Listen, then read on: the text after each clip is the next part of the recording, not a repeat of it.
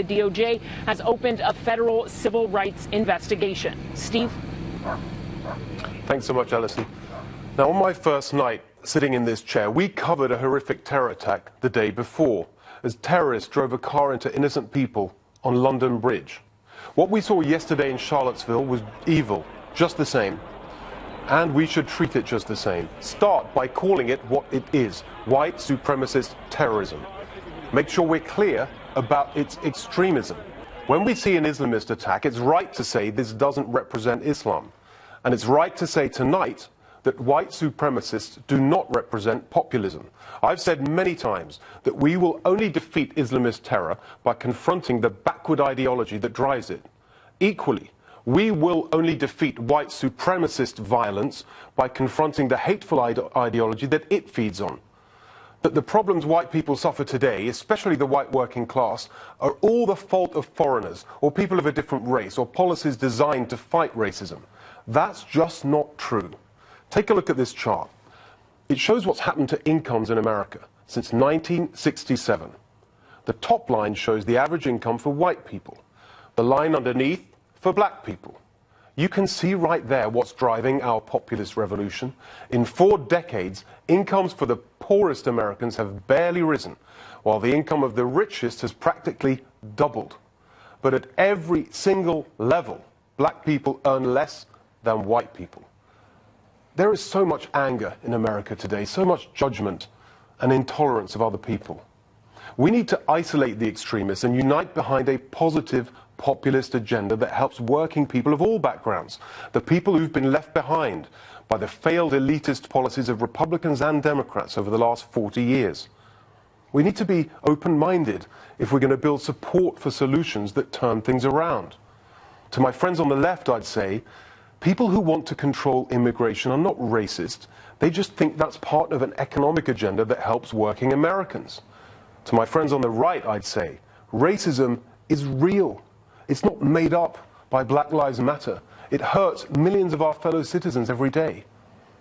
The elite reaction to Charlottesville is already fanning the flames of division. They say populism, nativism, racism, it's all basically the same thing. No, it is not. Populism is a pro-worker policy agenda. Tax reform to boost economic growth, infrastructure investment to boost productivity, training to boost skills and wages, trust busting to boost the great benefits of capitalism without the corruption and cronyism we see today. That's why populism is positive. To those people sliming around a southern city on a summer's day, carrying the flag of the Nazi Party, on behalf of the populist movement, I say, we don't want you in our movement. We don't want you in our communities. Frankly, we don't want you in our country, because you are the opposite of everything it stands for. And to discuss that, we're joined by Town Hall editor and Fox News contributor Katie Pavlich. Also joining us tonight, executive editor of the National Review, Rehan Salam, and president of the People's House Project, Crystal Ball. What do you think? I think you're absolutely right. If you believe in a unifying, melting pot nationalism, if you believe in a positive populist agenda, it is especially important that you are clear about the terrorism we saw in Charlottesville. It is especially important that you condemn those elements that seek to divide the country. If you are a believer in racial supremacy, racial chauvinism, that goes against the national idea. The national idea is that we can build a kind of common solidarity. We can build a better country together of all people who are citizens, of all people who share these broad ideals, beliefs, cultural sensibilities. That is not something that divides us by race. It's something that can unite us. That's right. That's what I think. Exactly. Yeah, there's nothing inconsistent with the idea of having a multiracial, class-based coalition, which is what this country has to come together behind. And so powerful, your words. Thank you for saying them, because ultimately the populist movement is going to be defined by the leaders of the populist movement, right? People in the past, people like George Wallace, Joe McCarthy, they have claimed populism, and they have inserted those nativist and racist elements. We see that with Jean-Marie Le Pen in France as well. And we've seen it at times with this president, which is why it was so disappointing And so sad that he didn't take this opportunity to be as clear as you just were and say, this is not the side that I stand on. This is not what my movement is about. This is not how I see my America. Well, I can only speak for myself, so I said what I said. What did you make of that? Well, I think it's very important, as you pointed out, not to generalize in the sense of what these things mean. So defining populism, defining nationalism, and defining conservatism. I think that the right has been unfairly lumped in with the alt-right, with these white supremacists, which is a smear. And conservatism is about individual liberty, no matter what your skin color, and being able to succeed in America based on hard work and the opportunities that are given to you, and you pursuing your own American dream. And I think when we look at the reaction to all of this, it's important to point out two things. The first is that the reaction actually has been very unified against what has happened, condemning what has happened. I also agree that the president could have been far more specific in his condemnation. I think Republicans came out strongly in their condemnation of what happened, as did Democrats. The second is, I think the media in general has very much portrayed this alt-right Nazi white supremacist movement as far more powerful than they actually are. If you look at the people who were there, the driver who drove the car was from Ohio. David Duke had to come in from Louisiana. They're carpetbaggers who went to this rally. They're not large in numbers, and yet we act like they are portrayal of the country as a whole, and they are not. We have our differences politically as Republicans and Democrats, but that what happened this weekend is not a representation of our differences on the political field. I just want to echo that. I'm from Virginia. I went to UVA, lived in Charlottesville. I live in Kentucky now, and I think there is a tendency on my side of the aisle, the Democratic side, to look at some of the places I'm from and where I live in Kentucky and see a lot more racism and hatred than is actually there. And it's very easy to demonize people that you don't know.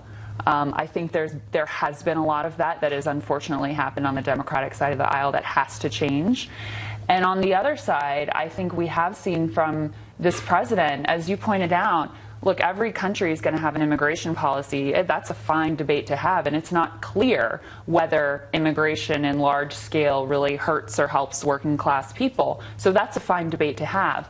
But when you cross the line into painting an entire group of people as rapists or dehumanizing them, calling refugees animals, for example, that's where the line gets crossed. And that's where these groups are now feeling emboldened, because they do feel like they have an ally in the president. And that's why, again, he missed such an opportunity here. But don't you think, Ryan, that actually there's a little bit too much eagerness on the left to sort of jump on this and say, see, we told you that this was what Trump was all about, and Trump's about, and that's just so unfair to the people, this whatever 60-odd million people that voted for him, really because they thought he would bring change that they've been desperately looking for decades. The elite have failed to deliver. There is a very deliberate strategy here to blur important distinctions.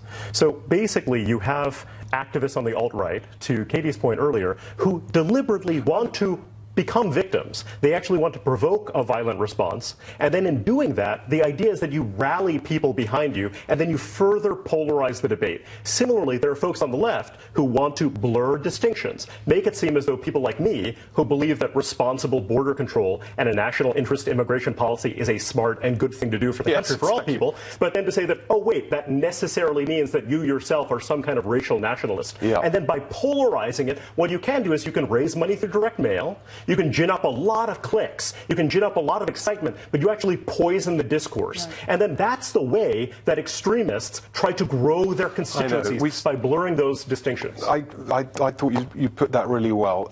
Look, we're going to have this discussion in a different way in the rest of the show about some of the underlying issues. But last word on this, Katie, any? Well, you mentioned in your opening that you don't want these types of people in the country, and I think the Department of Justice has opened up a civil rights investigation. Attorney General Jeff Sessions was very clear that this is not tolerable. They're going to look at this with the full extent of the law, and if there are convictions against these white supremacists who drove a car into a crowd with the intention of hurting them or killing them, that will send a message that I think that we need. But again, I would emphasize what happened this weekend is not a representation of America. It is the opposite of what we represent, and the vast majority of the country has condemned this in a way that we should be uniting of all around. Political side, thank you very much for putting it so clearly. Appreciate that. Thanks for that discussion. Coming up later, Swamp Watch investigates the US-Saudi Arabia relationship. Plus, has Google become the thought police? The latest on the firing of the tech engineer who spoke out against diversity. And up next, are the elites telling you how to live while protecting their own privilege? We expose the hypocrisy next. You won't want to miss it.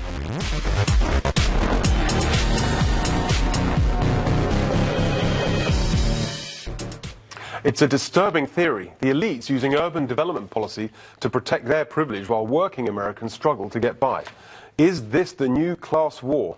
With me now, Professor at Chapman University, Executive Director for the Center for Opportunity Urbanism, and author of The Human City, Joel Kotkin. Right. Joel, we talked about this, and you used that phrase, class war. I thought that was really striking and interesting. Tell us what lies behind that. Well, what's really happening is we are now seeing a consolidation of wealth and corporate assets that we really haven't seen probably since the turn of the last century. And this group of people has enormous power, and they're particularly concentrated in the media, technology, and Wall Street. And they've got a sort of growth agenda for them. Meanwhile, the rest of the country is basically gone through 20, 30 years of income stagnation. So you want to know why there's anger? That's a pretty good explanation. So we covered that a lot on this show, that income stagnation, but I was interested in some of your analysis which goes beyond that to things like housing and transportation and how people live. Tell us the classic case that here in California is the state of California has decided we're not going to build any more suburban houses, so we're not going to build any houses on the fringe, which is what working and middle class people can afford. Oh no, you have to live in a little apartment. And you probably won't have a kid, but that's okay too. And basically, you're talking about essentially warehousing people, and the long-term vision. Warehousing people in little spaces. That's what it's all about. And at the end of the day, what you're talking about is that people, they really want people who don't have kids, don't get married, live in these little apartments. And are not independent. And the most important thing for the survival of democracy is the reduction in the number of people who are homeowners. That's been dropping. Here in California, it's dropped very dramatically, and particularly among young people. So normally that's presented as a crisis of affordability. You just can't afford to own your own home. Is it as simple as just a financial question, or is there more to it? Well, it's unaffordable because the policies that you have. If you talk to developers, let's say you go to Texas, where I spend a great deal of time. In Texas, the developer wants to build 5,000 houses outside of Dallas. He builds 5,000 houses. He tries to build 5,000 houses outside of San Francisco, and he's going to be tortured for 20 years. And so what do you mean tortured? In other words, to go through one regulatory review after another, after another, after another, and then they end up having to give away half of what would make their profits. So you're saying that in some parts of the country, it's possible to build the kind of family homes that working people want, and you can do it in a way that they can afford because it's not so expensive to build them. Exactly. But in other parts, where are the parts of the country where you can't do that? Well, the most expensive is California, particularly coastal California. Parts of New England are very tough. Parts of New York are very tough. But California sort of... People might say there's a political overlay you could put onto this map. Well, part of crushing opportunity. Is that fair? That this is basically places run by the left? Well, they're run by the left, and of course, what you get is a weird politics. I consider myself, having come from a left background myself, that the left should be about upward mobility. That's not what the left is about anymore. It's really about a very much a class society where there's relatively little opportunity, and you do that by regulating things like housing and creating artificial shortages. You don't seriously think that they're doing this deliberately? I actually think if you go and you dig deeply, when you ask Greens and some of the urbanists what are their long-term agendas, no cars, no houses, we want people to live in small spaces. I mean, this is pretty conscious. Now, climate change has now given them an application, but they've been going for these things all along. And my researcher, who is Slovakian, Her father went to school in the Soviet Union. Right. He translated and looked at some material on what they called the communist city. And boy, it sounds like a planning document. There's a today. theme emerging in this show. Later on, when we talk about freedom of speech, we're going to get communism is going to come back again. We're going to leave it there for now. Coming up, though, I can't miss Swamp Watch. Saudi Arabia's shady lobbying of our government. And next, Joel and I will debate elitism with our panel.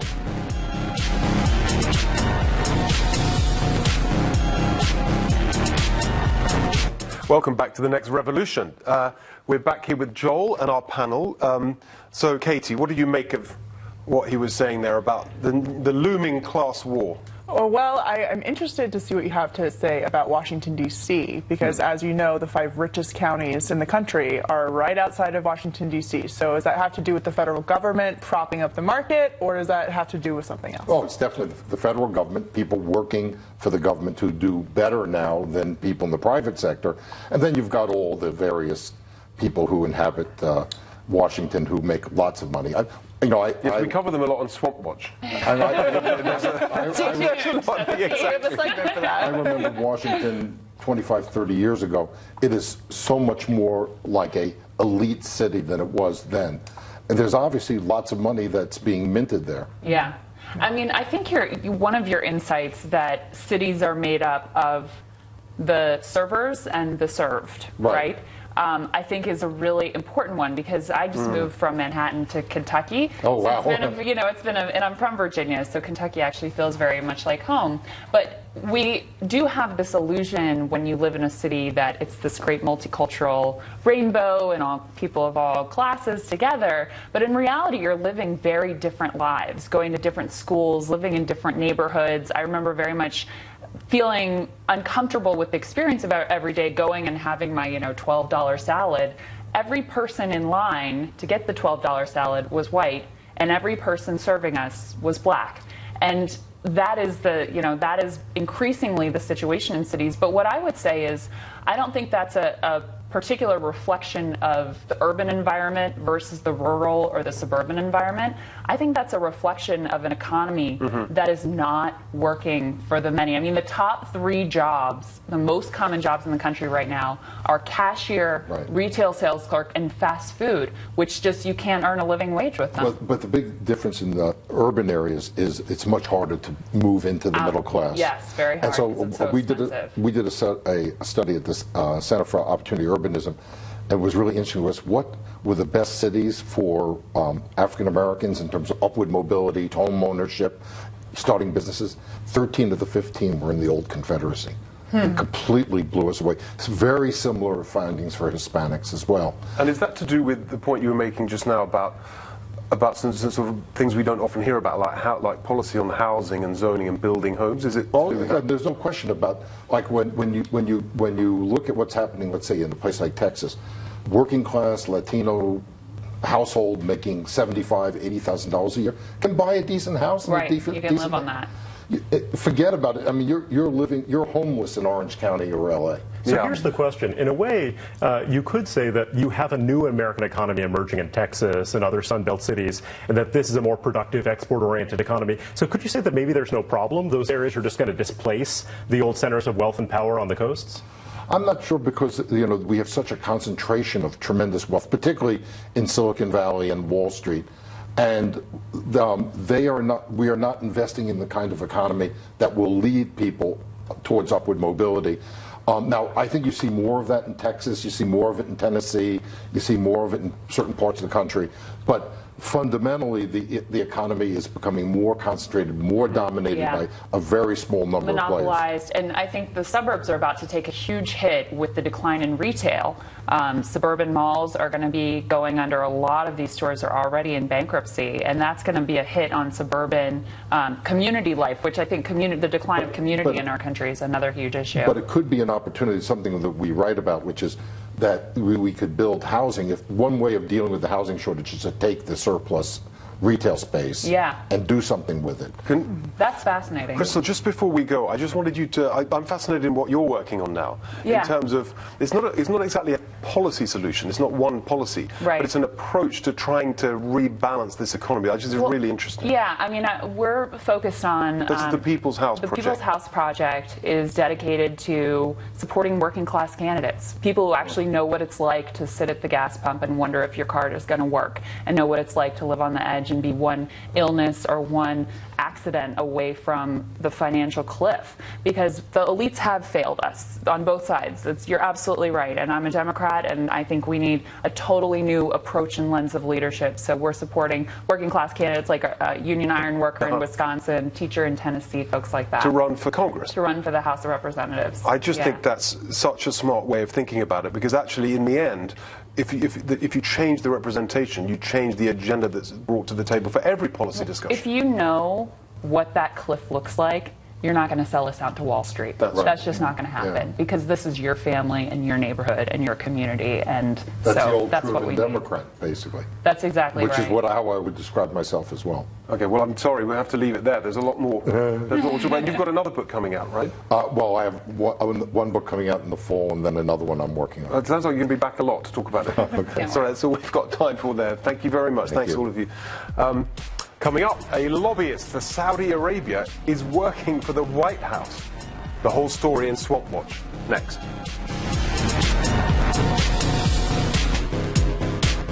The DC swamp has been infiltrated by foreign governments who want anything but the America First policy that President Trump's talked about. Some of the world's worst regimes pay out millions to lobbyists to do their bidding. Saudi Arabia, which promotes the radical Islamic ideology behind ISIS, has armies of these mercenaries in Washington, and we're going to expose them on tonight's Swamp Watch.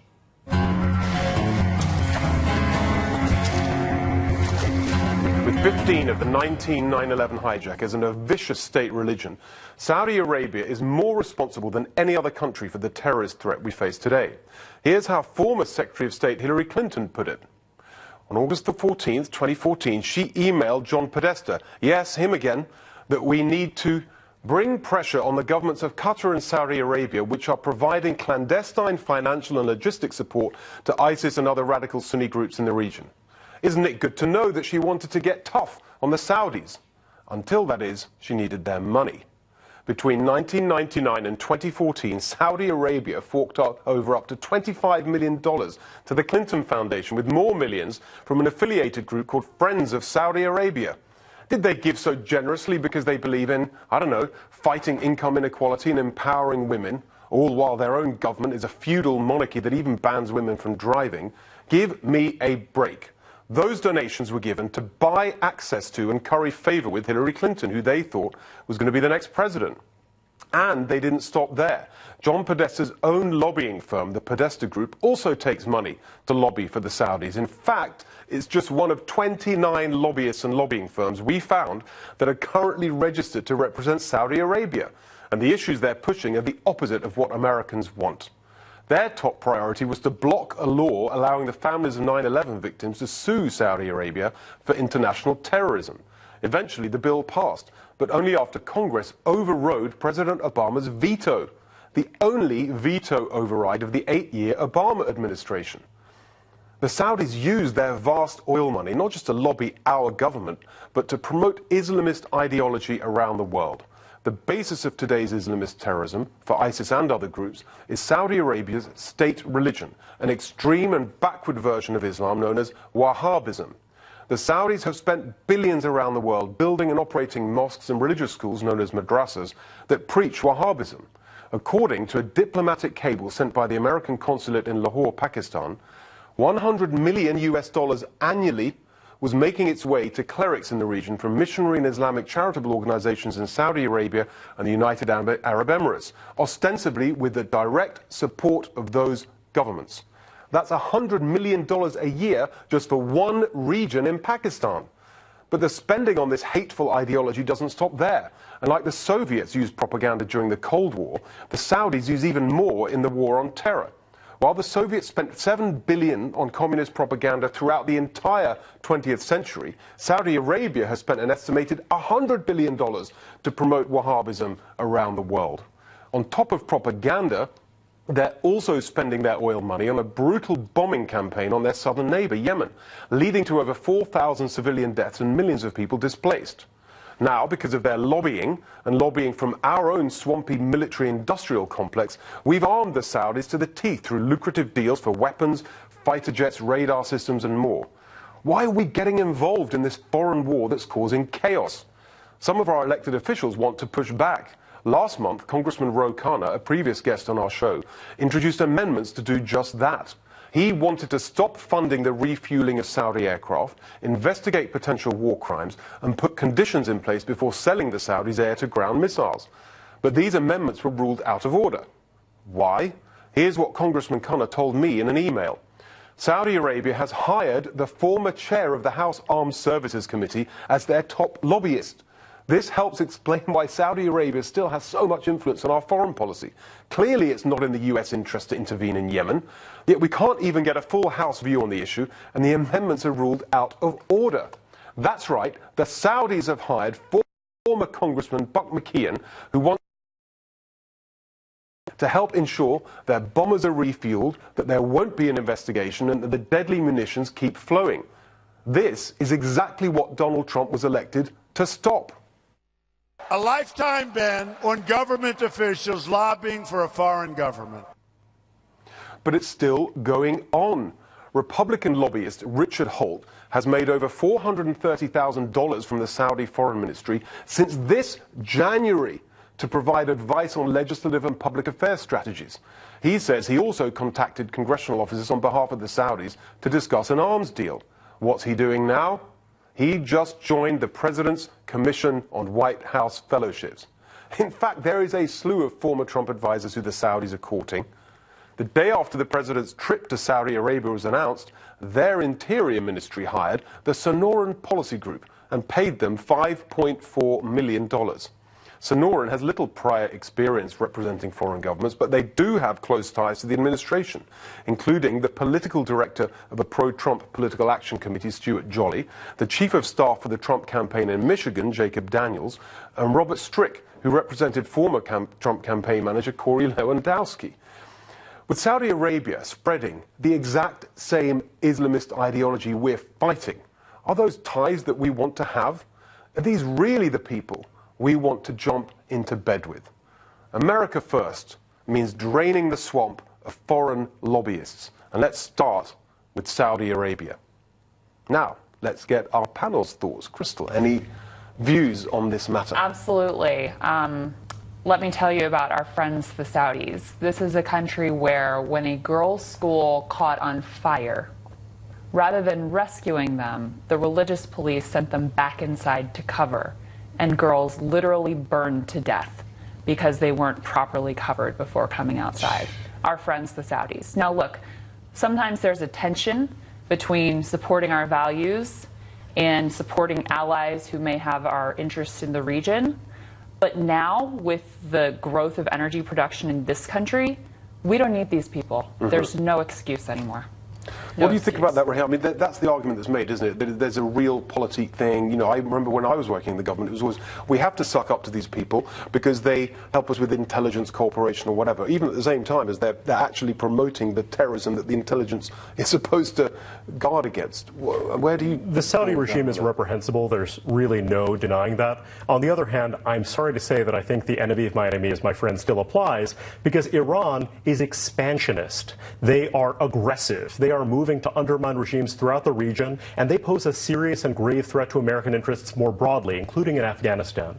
And my view is that the Saudis are terrible, but they are also a status quo power in the region, whereas the Iranians want to gain and gain and gain, and they have already, despite having a very weak position relative to us, actually made huge gains at our expense. So unfortunately, we do have to do business with a reprehensible regime. The point, okay, there's a sort of foreign policy argument. I'll get to you, Katie, in a second. I just want to sort of push back on that. I mean, fine, do business with them, but these people are literally doing business with them. All these lobbyists, all this money, there is pushing the agenda of a foreign government. It stinks to high heaven, and clearly it should not be happening, Steve. I agree with you completely there, but I also want us to be realistic about the fact that we are going to have to align ourselves from time to time with regimes that we otherwise can't good stop. reasons, not because we've got all these lobbyists swarming around. Well, there certainly are far too many lobbyists working in Washington, D.C. for foreign governments, and this is why they are required to register with the Department of Justice, because they see it as a potential conflict. I do find it ironic that the president, as a candidate, was making this promise to get rid of lobbyists who were lobbying on behalf of foreign governments when people like Mike Flynn, who was the national security advisor, had been lobbying on behalf of a foreign government. Paul Manafort was doing the same. So when you look at the details of how we're moving forward with this foreign policy, during his first trip to Saudi Arabia, he was criticized for not being harsh enough on the Saudis for their human rights violations. Hillary Clinton was also criticized on the campaign trail for taking money while also claiming to be a feminist. But I agree with you in the sense that in the region, it's a lot more complicated than just lobbyists back in Washington, D.C. Iran is the reason why we are somewhat allied with Saudi Arabia, and it's choosing between two evils. But on the issue of the oil, I think that we can do more because we have the production in the United States. But I think you're to also squeeze them ignoring on that issue to make sure human rights are the ties to ISIS and the way that Saudi has been the fount of the radical ideology. I mean, that is our enemy. We're not going to settle all that, but you know the bit that I just don't get is like, hang on, we're running out of time, but I just want to make my point, which is why do these foreign governments, they have embassies, they have ambassadors. Isn't that the process through which they're supposed to represent their interests? This country is so powerful. Why do they need all these That is inevitable. Look, you can get rid of all the lobbyists you want. Yes, but ultimately they're going to continue to influence our government through media, through various other, through the universities. They've got an embassy. Anyway, I'm sorry, we're out of time. Coming up next, tech giants champion freedom of speech. So why was a Google engineer fired for voicing his opinion? That's next. Don't go away.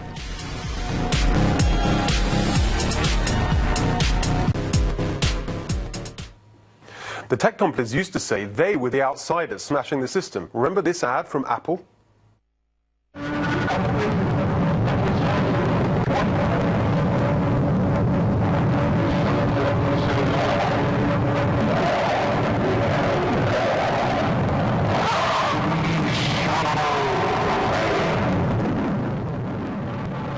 Think different, they said. We're on your side against Big Brother.